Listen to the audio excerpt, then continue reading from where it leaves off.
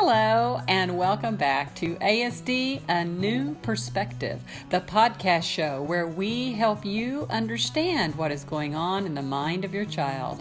And we do encourage you that growth for your child is possible. I'm your host, Kat Lee. Last time we began an exciting new series, ASD and Co-occurring Disorders. Dr. Gutstein defined co-occurring conditions and explained their impact on our children. In today's show, we continue that conversation with a discussion about eating disorders and more. I'm going to bring up one of the co-occurring disorders that I think kind of ties to why RDI and our focus has to be first, and that is eating disorders. Our son had a really limited diet when he was little. And my husband and I really pursued, I think, what turned out to be a pretty, without having RDI yet, went well when we did learn about RDI, plan for him. Now, you know, he'll try anything, and his diet is very vast. But I remember when I started thinking about this from an RDI perspective, and his trust in us as his guide when he was a little boy, and in working toward trying other foods. And I can remember one specific thing when we went in the pantry, and we showed all the different things that could go with all the things he did and trying things together. It really changed his perspective on food. And the reason I link the two is I think we get one before the other sometimes. And some of these co-occurring disorders, the trust and the guide has to come first in building that relationship, and then you can actually address these things. That's another example. Eating disorders would be another example, like anxiety disorders, depression, of things that really are more of a result of the of ASD than, you know, that sort of come along with it from birth, so to speak. Because as you point out, the restricted eating, think about restricted behavior, restricted actions that need to want to, you know, close off and limit the world that feels overwhelming. You know, one of the powerful ways you can do that is to limit you have control over what you put in your body. And especially if you don't have control over much else, right? You can influence that. You can just not eat it and limit what you eat. And the other thing is if you're in a, sort of stability maintaining mode at all costs, you don't have any curiosity. And curiosity is one of the reasons we try new things, right? Why else? I want to see, I'm interested. Let me see what happens. I want to explore.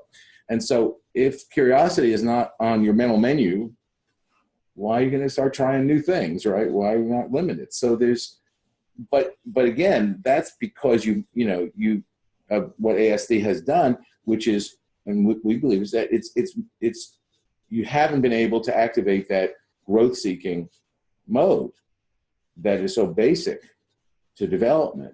And as you point out, once that gets activated, then you can start to approach food in different ways, which is, are you curious? Would you like to see how that ends? And the child says, yeah, can't hurt. And might be interesting to see, right? Mm-hmm. And so you start to, curiosity starts to become more prominent, right? And the desire to explore and to find out and to expand. And so, it changes the whole nature of these type of eating disorders. And, same thing with anxiety disorders. There are some children who probably are born genetically with a high predisposition to anxiety, but there are others where the anxiety is definitely secondary to, the idea of a world being, for them, incomprehensible, potentially always overwhelming, always disorganizing. I use that concept, and it's not my term, disorganizational. A lot of developmental psychologists use it. The experience of being disorganized is it's not knowing where your papers are. It's not that type of disorganization. It's a mental disorganization. If I can't make sense of anything going on, there's just, it's a horrible feeling. It's like, nothing's making sense here. I've lost any way of anchoring what's happening to my prior experience. It's like everything's different, everything's unfathomable. That's what we mean by disorganization internally, which is a horrible feeling. And if that is a frequent state, if that's your default state that you're trying to deal with, that's going to impact a lot of things. And That's what we believe happens in ASD, is that it becomes a default state rather than, for us, for people with not ASD, it's a state that we sometimes go into when we're challenged, when we're sort of stuck with something, but it's not the way we walk around every minute of the day, right? So that when it does happen, it's, we can bear it. We can say, oh, well, okay, that's interesting. I don't know what's going on here. And we get through it. We have a lot of history of going through it. But if that's your default state, in other words, if that's how it feels, unless you take actions to avoid that, to push it away, it changes everything that you're doing throughout the day, changes every aspect of your behavior.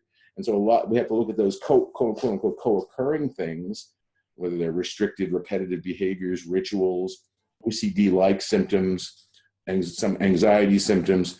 And we have to say, wait a minute, are we seeing eating disorders? Are we seeing this reaction, this is their attempt to head off that default state of disorganization? Or is it something else? In other words, do they actually have OCD genetically, along with their ASDs? That's a pretty hard thing to do sometimes. You really have to figure that out. Now, one of the things that RDI helps you do is interesting to me, because once the children start to be growth seeking and they start to trust their guides and move, then you can see if they still have these other problems or not. And then you can say, oh, well, okay, that's a separate issue. That is a co-occurring issue. It's not a reaction to, having ASD. And I think that's a very important thing to learn, right? And to understand. Otherwise, you may go about treating things in a way that makes things worse. Thank you, Dr. Gutstein, and thank you for joining us for ASD, A New Perspective, and our special series, Autism and Co-Occurring Conditions, a podcast show where we tell you what is going on in the mind of your child, and we do continue to encourage you that growth for your child is possible. I'm Kat Lee. See you next time.